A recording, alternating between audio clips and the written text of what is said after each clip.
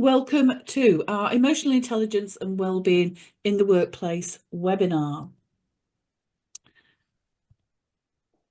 Just want to start off by asking you a couple of questions, really. And again, answers in chat, please, if you could. Does your organisation offer emotional intelligence training? Is it something you tend to do in-house? Do you use an external provider? Do you perhaps not do it at the moment, but you're planning to do it in 2025? Or is it something that actually you're just more curious, kind of curious to find out more about emotional intelligence and kind of the link with well-being? So please just kind of pop your thoughts in chat for me. That would be brilliant.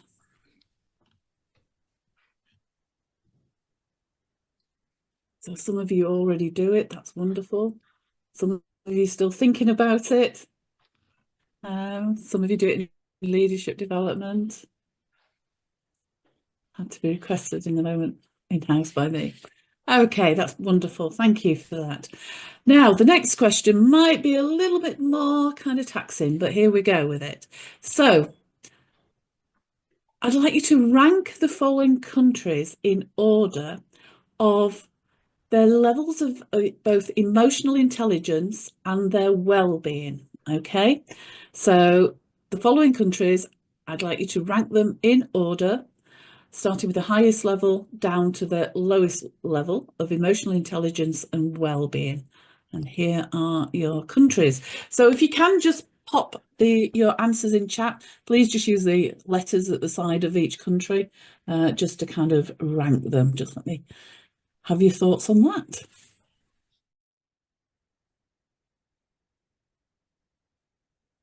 Yeah.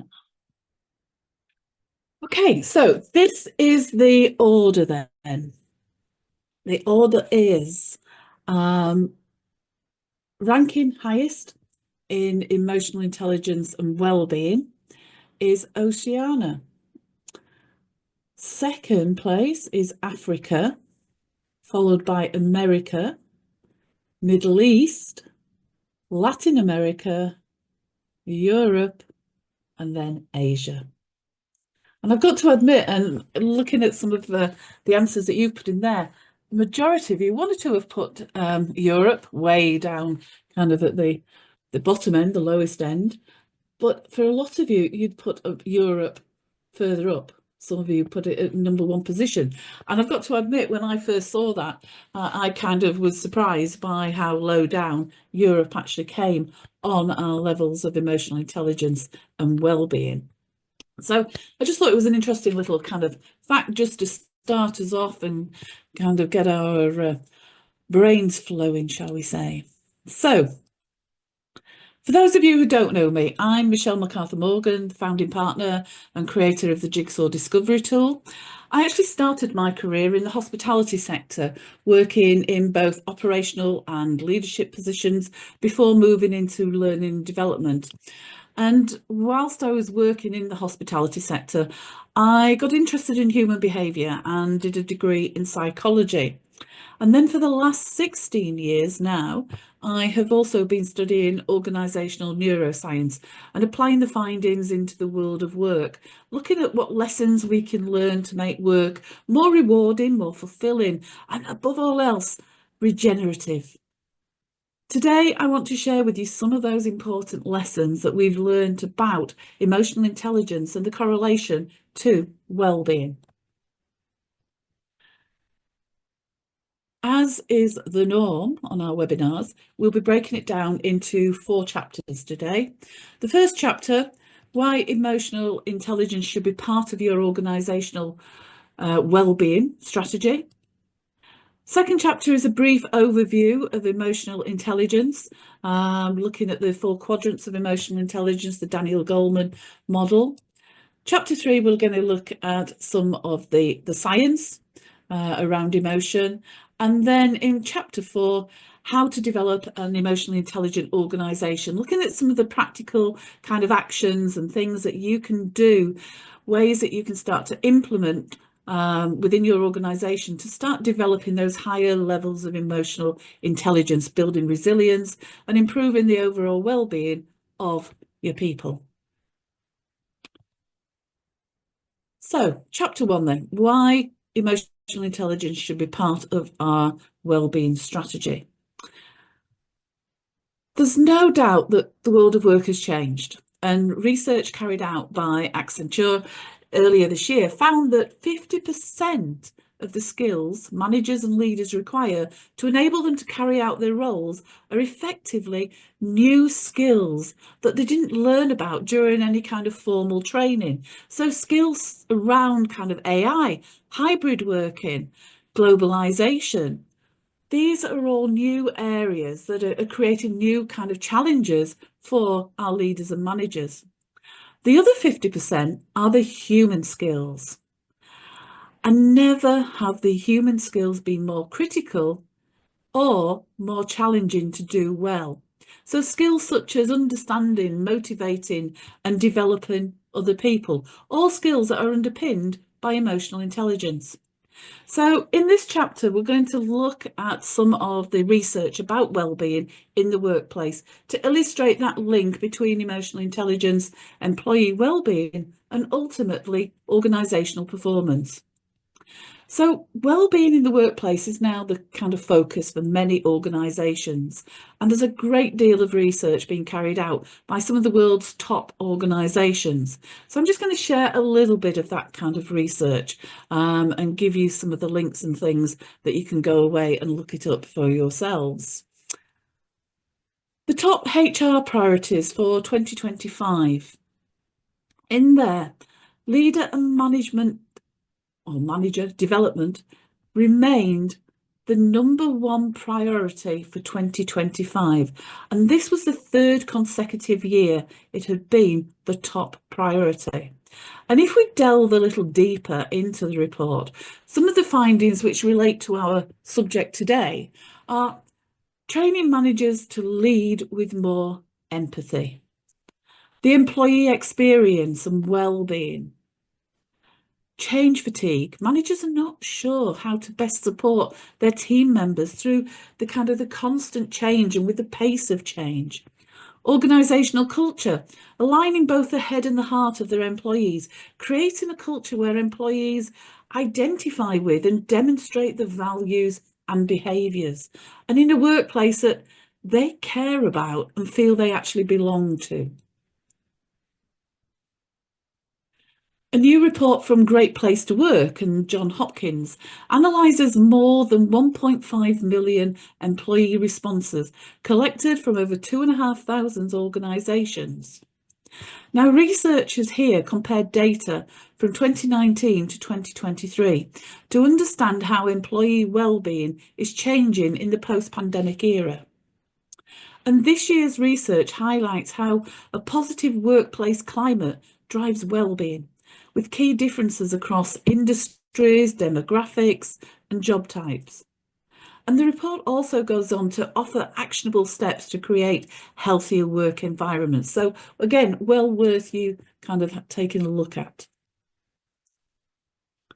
Now, the research is clear in organisations where wellbeing is a critical component of the culture. It pays off with higher retention rates, better productivity, and financial performance overall.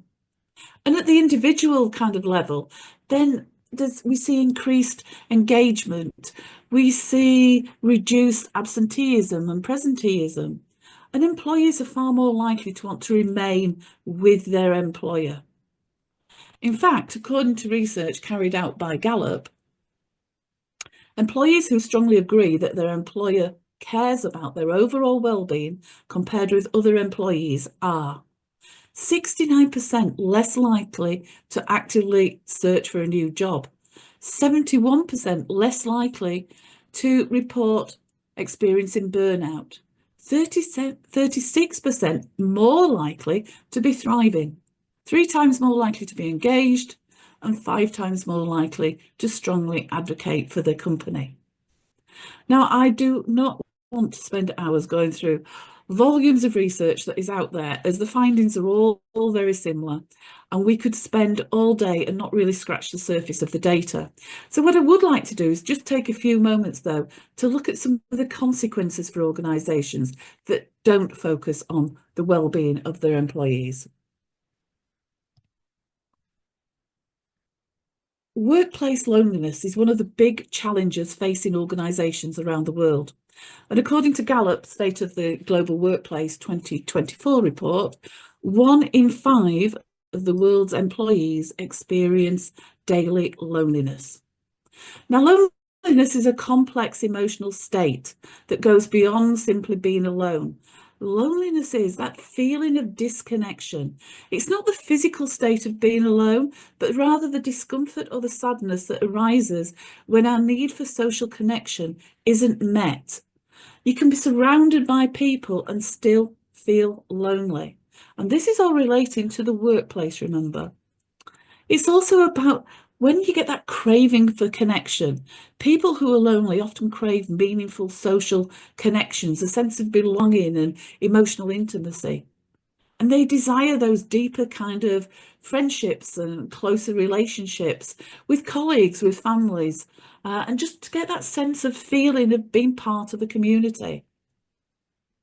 Now, the negative impact is that chronic loneliness can have a kind of a significant impact on our mental health and physical health, leading to feelings of depression, anxiety, low self-esteem, and all of this results in having a negative impact on then the employee engagement, the absenteeism, presenteeism goes up.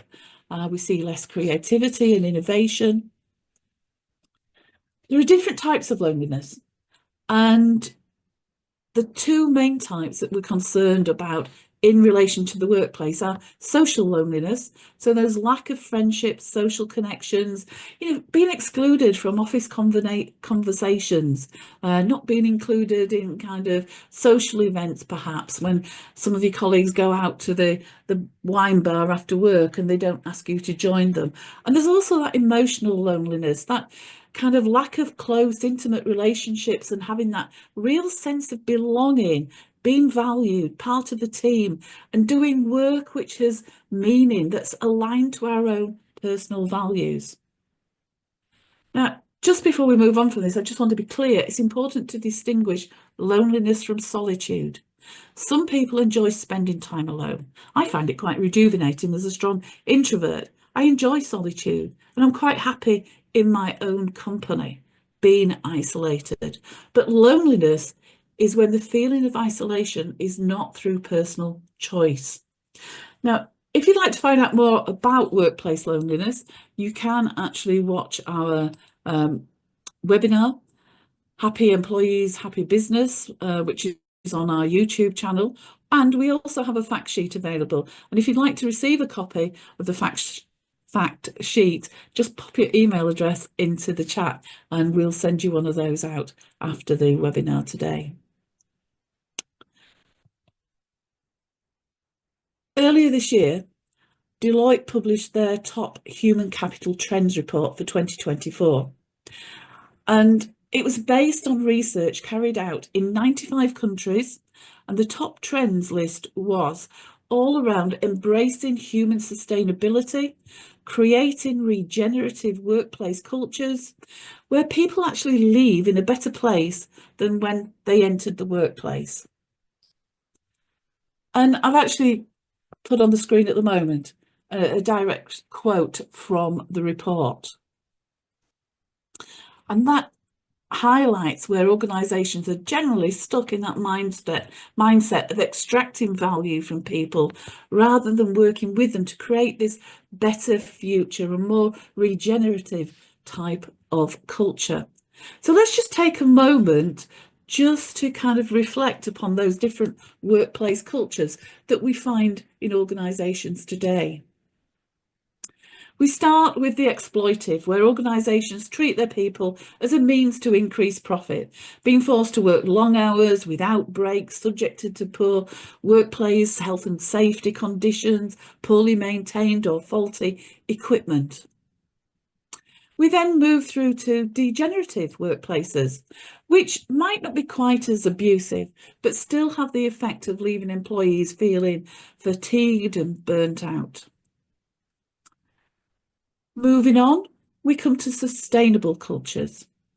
Now, sustainable cultures tend to offer better opportunities for work-life balance, more days off, better working environments.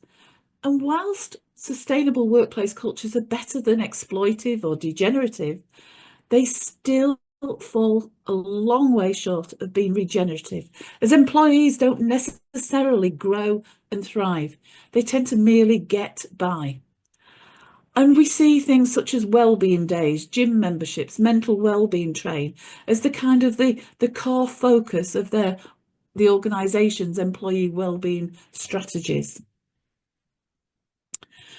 So if we look then at what is a regenerative culture, it's where a regenerative culture restores and improves the quality of life of people by valuing what people put into their work.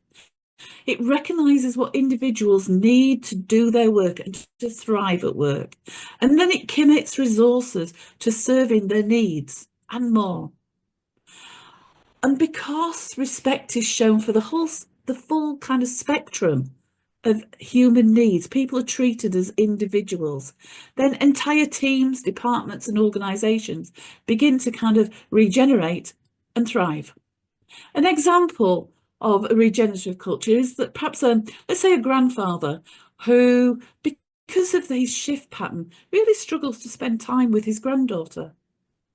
In a regenerative culture, then he would be allowed to organise his working hours to enable him to spend more time with his granddaughter. It's not a one size fits all. So we don't all finish work at lunchtime on a Friday, which might be great for some people, but for others, it actually might not be so valuable. It's, you know, I've got to hang around and wait for my lift or whatever. Regenerative cultures offer more meaningful adaptation and flexibility. So I just wanted to take a moment now to reflect upon where your organisation sits on this spectrum, on the organisational culture spectrum. And you don't have to share this, so please, you know, confidentiality. I don't want to create you to feel uncomfortable about anything. But I want you to think about it on two levels. First of all, if you were to go back and ask your senior team where they would place your organisation on this cultural spectrum, where would they put their mark? And then I want you to think for a moment, if you were to go and ask your employees, where would they put the mark? Where do you truly sit on that spectrum? So just a moment just to think about that.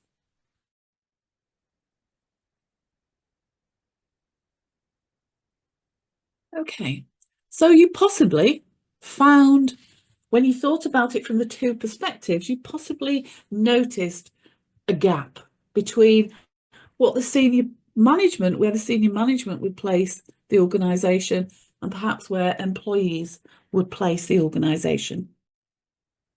So in organisations where well-being isn't a critical component, according to a report by Deloitte, they find there is often this gap between what senior execs believe about well-being of their employees compared to the self-reported well-being of the employees. And some of their latest findings, when it came to physical well-being, executives believed it was 24% higher than the employees self-reported. Mental well-being was believed to be 25% higher by the execs than employee reported. Social well-being, 33% higher. And interestingly, when it comes to financial well-being, the gap was 41% higher. So to create a culture of well-being, it's really important to focus on closing the gap. Now, if you've seen some of our previous webinars, you'll have heard me speak about the science of power previously. But positional power can significantly impact our senior executives' ability to take perspective and empathise with others. Research suggests that power can lead to a decreased ability to understand and share the feelings of others. And this phenomenon, known as the power paradox, occurs because power can lead to a sense of detachment and self-focus, making it harder for individuals to see the world from another person's point of view. Additionally, power can lead to a decreased ability to accurately perceive and interpret other people's emotions. Powerful individuals may be less attuned to those subtle social cues, and this can further hinder their ability to empathise and connect with others on an emotional level, as they tend to then project their own experiences onto other people. According to UKG, managers have a 69% impact upon the well-being of their employees, which is a greater impact than doctors, who have reported 51% impact on a person's well-being. And when you stop to think about it, it's not really difficult to see why. Managers are the primary point of contact for employees. They shape the daily work experience. They play a pivotal role in creating and maintaining a positive or toxic workplace cultures. And employees often leave their jobs due to poor management. A staggering 75% of workers who voluntarily leave their jobs cite the boss as the primary reason. And toxic managers can create a much more hostile work environment, often characterised by micromanagement, lack of support, a disregard for employee well-being. And all this then leads to decreased job satisfaction, increased stress, disengagement, mental fatigue, and ultimately those higher levels of employee turnover.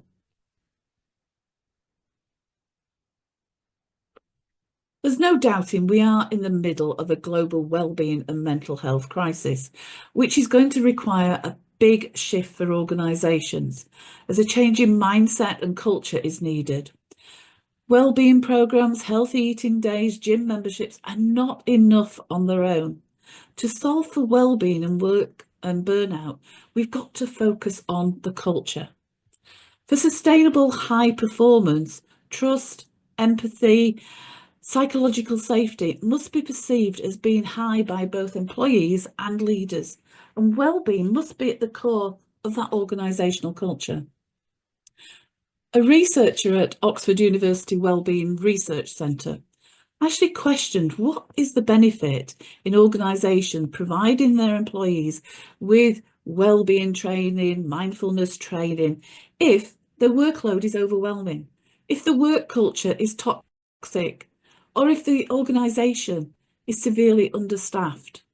Now, if you're not familiar with the Wellbeing Research Centre website, check it out, as there's some brilliant resources available there. So employee wellbeing is about what we do, how we do it, and when we do it. And organisations have to focus on the work as well as the worker. According to Michelson and his colleagues, well-being is how people feel and function on both a personal and social level, and how they evaluate life as a whole. Now, again, regular attendees will have heard me talk about brain-friendly working practices, and we've published a booklet, Healthy Minds Achieve More, which includes a section on brain-friendly working practices, and the whole booklet is just packed with tips full of how we can actually thrive in the frantic world, the fast-paced global world that we live in today. And if you'd like a copy of that, again, pop your email in chat and I'll happily send you a copy.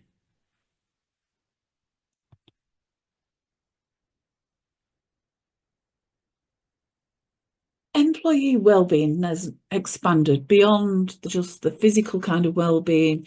We're focusing on building a more culture, holistic wellbeing, which includes physical, emotional, financial, social, career, community, and purpose. And at the heart of this is the growing need for flexibility in where, when, and how people work. The Future Workplace has identified 7 pillars of employee wellbeing to guide leaders as they kind of prioritise the wellbeing of their workers. We've got physical wellbeing, where organisations now are actually starting to communicate about the importance of exercise, sleep, food choices, downtime, etc. Career well-being, around those talent policies, what are you doing to actually improve the employee experience, to retain people? What are you doing around development and growth of people? Coaching, resilience training, financial well-being. You know, what are the ways in which your organisation helps and supports people during hard times? And let's face it, you know, the fuel crisis, cost of living crisis, there's been hard times and many people are still enduring those hard times. Social well-being. We've already mentioned the 1 in 5 people experience workplace loneliness, and social well-being is about building those strong workplace communities and relationships. Community well-being, offering employees a chance to volunteer in the local community. It's not only good for the employees' well-being, but it also contributes to your organisation's corporate social responsibility. Emotional well-being, pandemic brought mental health into the spotlight. And so, yes, we are now seeing more organisations actually investing in varying degrees to support the emotional and mental well-being of their employees. And the last one is purpose-driven well-being. People increasingly want to work for organisations whose values match their own, where they can actually align their own values with the organisational culture values. So I'm going to stop for a moment there and just give you a moment just to think about which of these 7 pillars does your organisation do well? And are there any of those pillars that you think actually should be your focus for 2025? If you just want to perhaps share some thoughts around that in the chat, that would be great, just to see what are you currently doing well out of those 7 pillars, and where do you think your kind of future focus perhaps should be?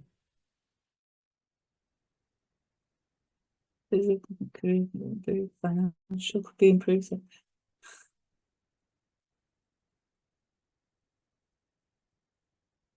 Yeah. Thank you for sharing that, Dan.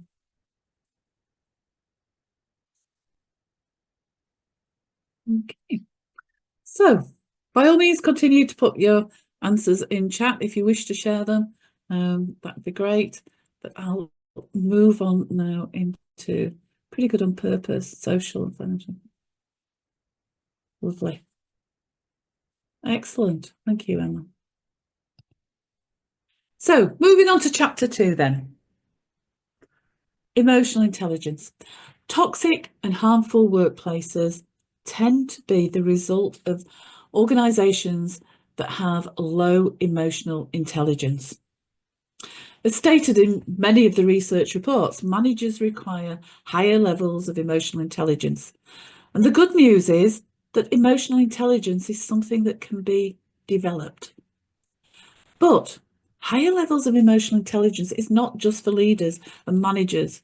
Employees can also benefit from having higher levels of emotional intelligence.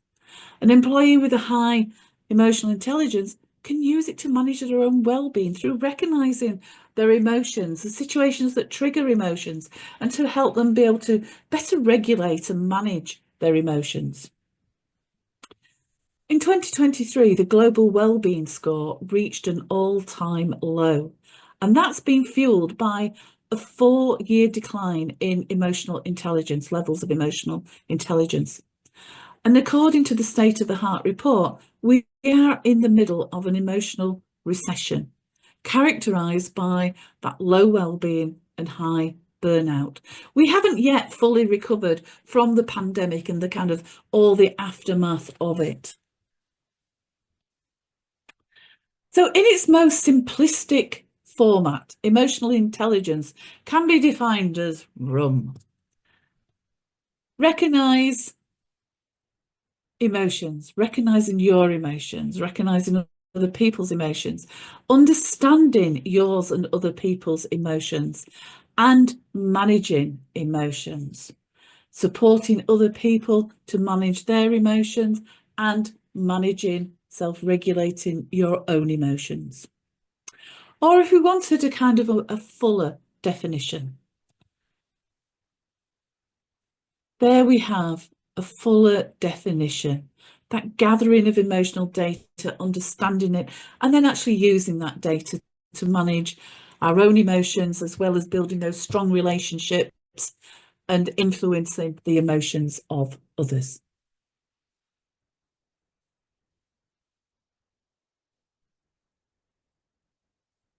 So a couple of facts about emotional intelligence versus cognitive intelligence.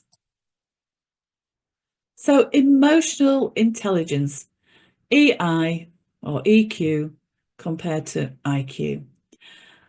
EQ is 2 times a better predictor of performance than IQ. And EQ also accounts for 80 to 90% of competencies that differentiate top performers. In the kind of technological world, AI world that we live in today, emotional intelligence has never been more important, and it's often quoted as the #1 competency requirement that employers are now looking for, because emotional intelligence underpins both that performance and well-being. And leaning into emotional intelligence, developing an emotionally intelligent organisation can drive the success of the organisation.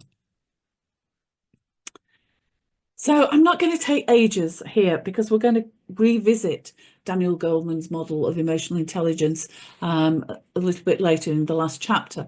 But if you're not familiar with his work, his book, Emotional Intelligence, Why It Can Matter More Than IQ, is a good kind of starting point. But in Goleman's model, basically, he looks at the 4 components, or the 4 quadrants, as I like to call them: self-awareness, self-management, social awareness, and relationship management. So our self-awareness, that's all understanding about our own emotions and his strength, recognizing the impact that we have on other people. Self-management, the ability to be able to regulate our emotions, our impulses and behaviors. Social awareness, it's picking up on other people's emotions and perspectives and needs. And then relationship management is how we actually build our ability to influence, inspire, and build relationships with others. So the science of human emotion then. Emotions, while often subjective and personal, are actually rooted in our biological processes within our brains. They're part of our DNA that helps us to navigate the world and survive. Emotions influence our thoughts and actions, and they use both our instincts and intellect. Now, while biology provides the foundation, culture and cognitive processes significantly shape our emotional experience. So cultural norms influence how emotions are expressed and interpreted, while cognitive appraisal, that's the process of evaluating situations, that impacts our emotional responses. The limbic system, which is a network of interconnected structures within our brains, plays a pivotal role in emotional response. The key components here they include the amygdala, which is responsible for processing fear and aggression, and the hypothalamus, which regulates hormonal responses linked to emotions. We then have neurotransmitters and hormones, the chemical messengers that are also involved in shaping our emotional states. So dopamine, often associated with pleasure and reward, and serotonin, linked to mood and regulations, are just 2 examples of those neurotransmitters. And when these chemicals are out of balance, then that can lead to anxiety, depression, and other emotional disorders. While basic emotions like joy, sadness, anger, fear, disgust, surprise are often recognised, the spectrum of human emotion is far more complex. And emotional granulation refers to the ability to precisely identify and differentiate between those subtle variations of emotions. So instead of relying on broad terms like happy or sad, individuals with higher levels of emotional granularity can articulate specific feelings such as, I feel content, elated, wistful, melancholy. This nuanced understanding of emotions allows for a more accurate expression, a deeper kind of self-awareness, and improved interpersonal communication. The challenge, however, often lies with our limited emotional vocabulary, because our emotional linguistic abilities often fall short of capturing those full spectrum of human emotions, making it quite difficult to precisely articulate complex feelings. So something for you to do for a moment. I'd like you just to select one of those basic emotions on screen. And then I want you to, and that is select one of those, the kind of an emotion that you are perhaps experiencing right now. And then I want you to break that emotion down into more specific and kind of nuanced descriptors. So how kind of specific can you get with that overarching, that category of emotion? So I'll just give you a moment. And if you can pop in chat, kind of how you found that experience. Were you able to break it down? Whatever emotion, were you able to kind of dig deeper into it?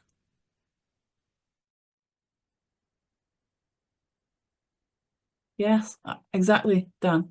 Yeah, it really does make us start to think. And again, if you're not familiar with the emotions wheel, if you Google it, you'll get lots of different versions of it, all very, very similar, but you know, it's there and it's a very useful kind of tool.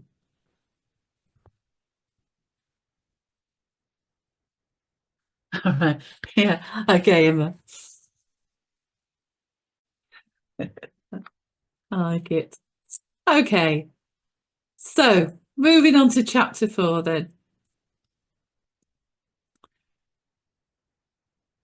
Here we're going to revisit Daniel Goleman's 4 components of emotional intelligence and look at each one in a bit more detail, looking at some of the things that you can actually do either personally or within your organizations to start to grow your emotional intelligence.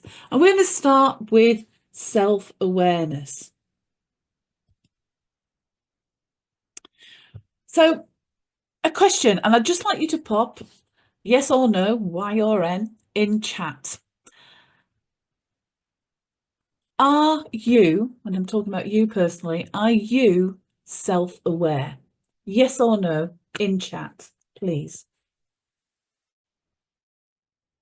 Okay, so lots of yeses coming through there.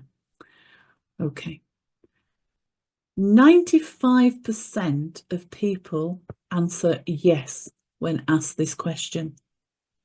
However, there is a book called Insights written by Tara Eurich, and in that she talks about the research she did into this very question, and she found that only 10 to 15% of the population are truly self-aware, even though 95% of us believe we are. She also found that leaders scored the lowest in emotional intelligence. Now, the reason being that the neural circuitry that a leader uses, or that we use to think about others, is the same circuitry we use to think about ourselves.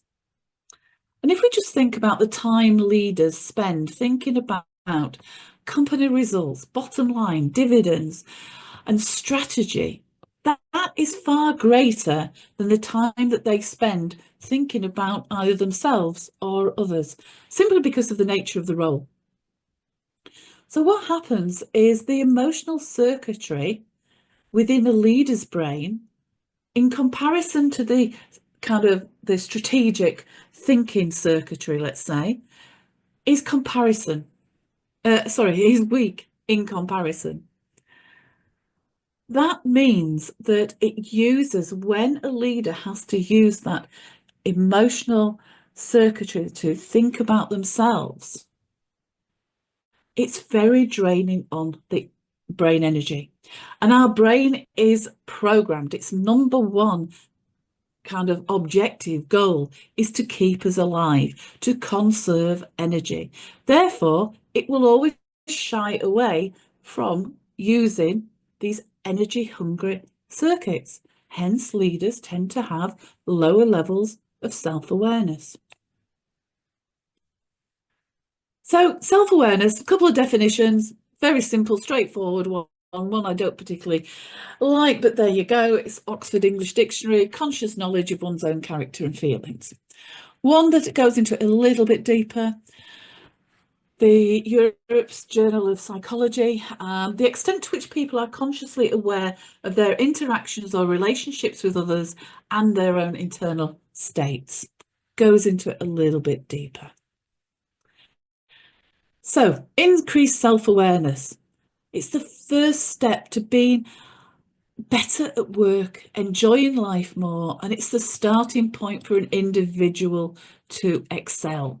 And here we can see just some of the areas that having higher levels of self-awareness can actually help us with.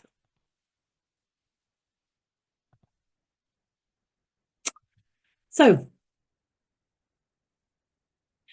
these are when we start to consider understanding more about ourselves, increasing our self-awareness. And these are some of the key kind of areas we should be focusing on and thinking about: our own purpose, our values, our behavioural preferences, our working styles, communication styles, the impact that we have on other people, our actions, our behaviours, our communications, but also the influence that other people's actions, communications, etc. have on us.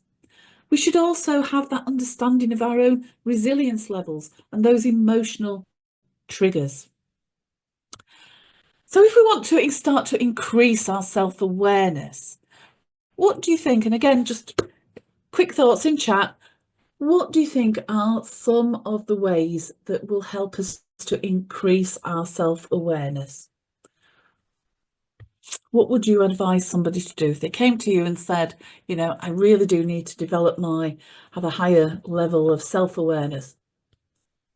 What would you advise them? Yeah, be honest. Ask.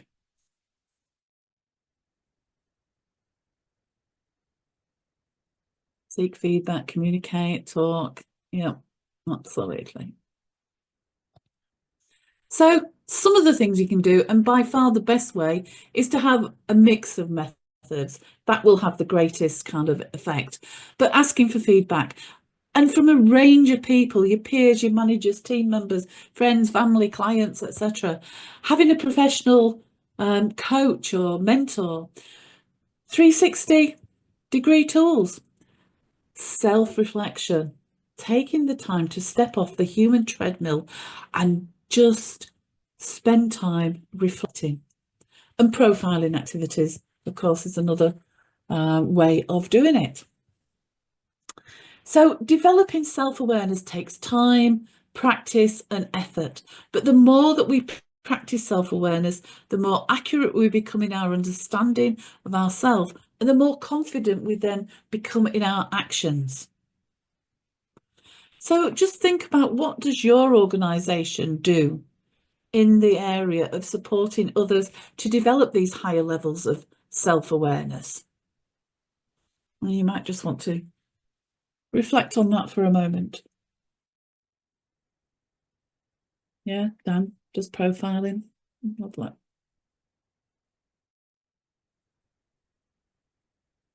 Whole array of things that Dan's organisation does. Brilliant. No problem. Okay, so the second component, self-management. Our ability to be able to regulate our emotions and impulses. our openness to new experiences, and the ability to be able to stay true to our own values, even in times of adversity. So, how competent are we at staying in control? And self-management is one of those areas where things can go very wrong, have severe consequences. Loss of talent.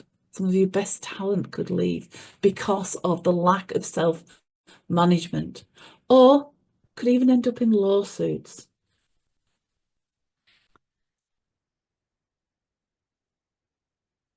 We all know people in our workplaces that struggle with self-management. We ourselves might struggle with self-management. We know the person who loses their temper. You might be that person. I might be that person. Micromanagement is another form of loss of control, as is bullying and harassment. Now, of the careers that get derailed, 75% of them are related to emotional competencies or lack of emotional competency.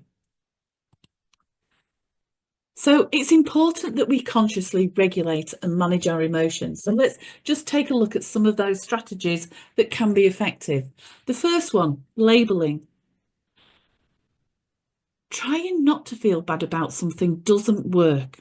And you can look up the research from Dr. David Rock on that from 2009. People often try to suppress what they feel about an event or a situation, you know, in an effort to carry on. And we hear that common phrase, just suck it up. But it doesn't help. Putting feelings into words is referred to as an affect labeling and has been proven to be an effective regulation strategy.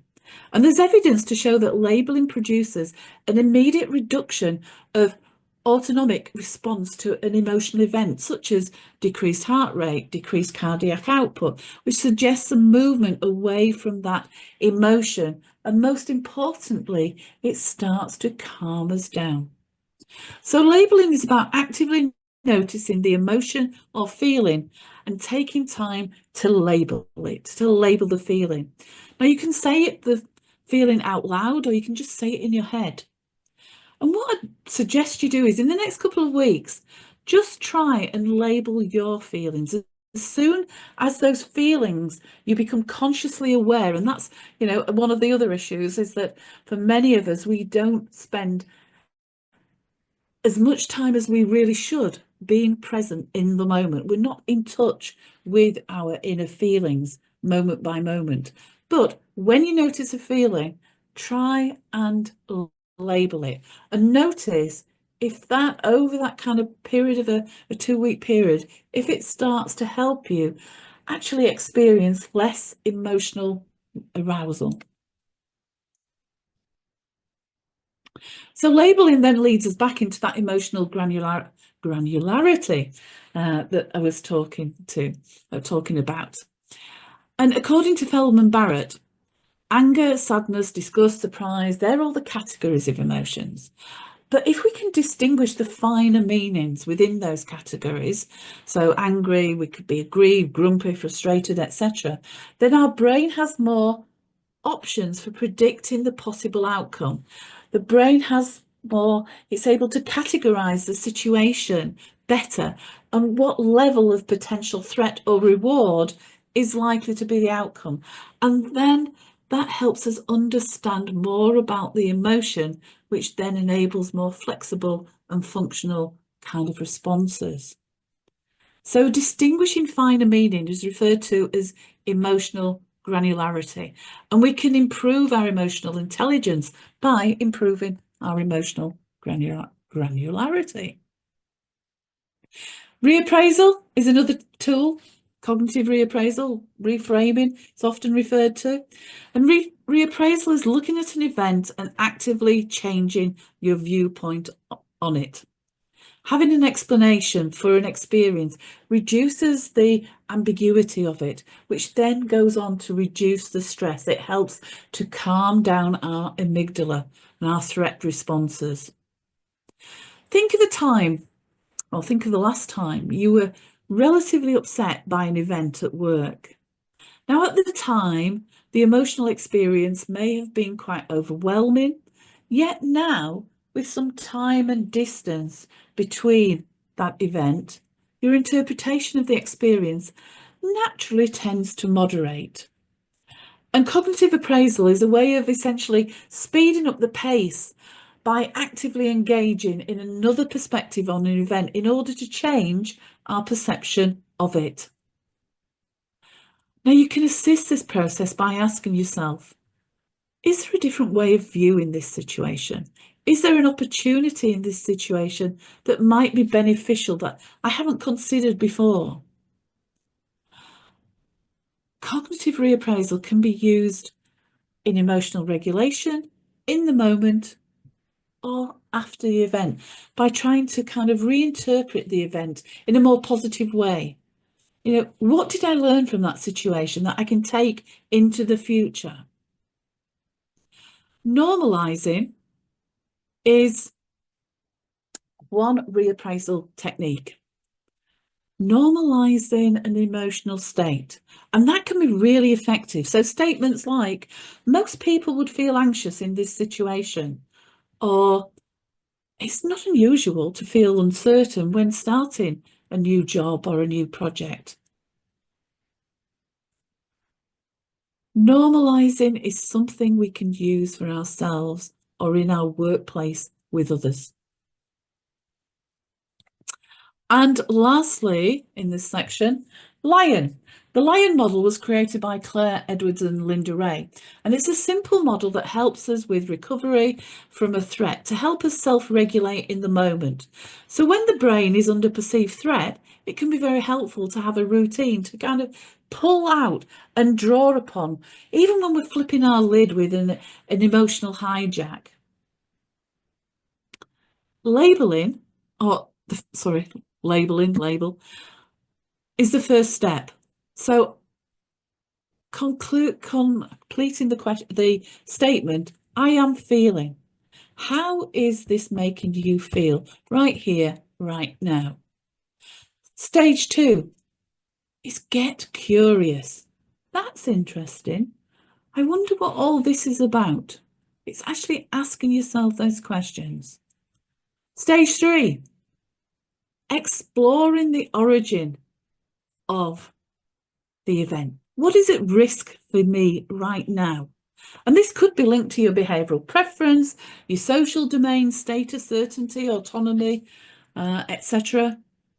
And then the last stage is there a different way of viewing this? It's reappraising the situation. Can I let go of this emotion or feeling? And just making a simple decision to let go can have a very positive effect on regulating your response. Social awareness is our third quadrant, and that's the ability to understand emotions, perspectives, and the needs of others. And it involves recognizing social cues, empathizing with others, and perceiving group dynamics. Socially aware individuals are adept at building strong relationships, resolving conflict, and collaborating with diverse teams. So if we look at some of the ways that we can actually develop our social awareness competency, practice active listening. Paying full attention to the speaker. We all know about active listening, but actually, do we practice it? Being present, being mindful in the moment, being more attuned to your own emotions and the emotions of others, observing body language, non-verbal cues, asking for that open, honest feedback around your communication and social skills, and actually interacting with people from different backgrounds and cultures to broaden your perspective. The last and fourth quadrant is our relationship management, that ability to influence, inspire, and build positive relationships with others, involving teamwork and effective communication, conflict resolution, leadership competencies. So people with strong relationship management skills are adept at motivating, inspiring others, building consensus, and resolving conflicts. So again, some of the ways we can do that is by developing effective communication, practice our communication, active listening, clear, concise communication, assertive communication, and getting that feedback. Conflict resolution, learn strategies to help you with conflicts. Developing team working skills, collaboration, cooperation, building trust. Your leadership skills, working on those. Building strong professional relationships with colleagues and people in your industry. And seeking out a mentor who can provide that guidance and support. So those are some of the kind of strategies and tools, ways in which we can start to work on developing our emotional intelligence on both that individual, but also at that kind of larger organizational level.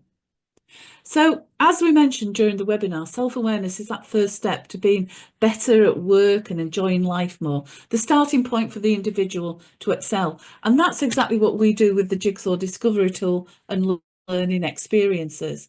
It's all about starting with the individual and looking at understanding self, understanding others, and then we just sum it up by making a true connection, which encompasses all the things that we've been talking about today.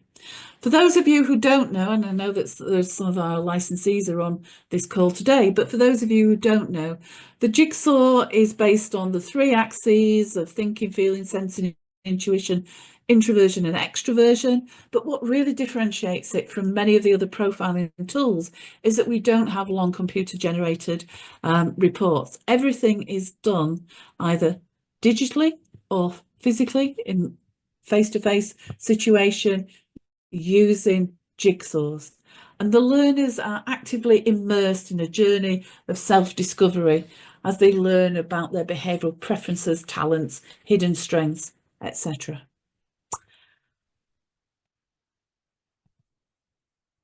And obviously, if anybody wants to find out more about the Jigsaw, again, just leave me a message. That's absolutely fine.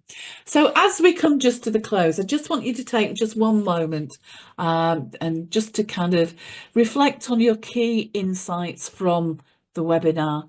Maybe make a few notes for yourself, maybe pop a key insight into the chat, and just thinking about what's going to be your starting point on furthering your journey and furthering the development of an emotionally intelligent organisation.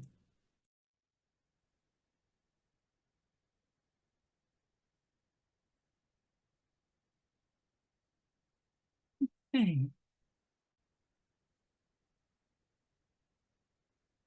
So I'd just like to thank you for joining us today. If anybody's got any questions, please pop them in chat and I will do my best to answer them, or as I say, I can circulate the answers by email later. My email is on screen.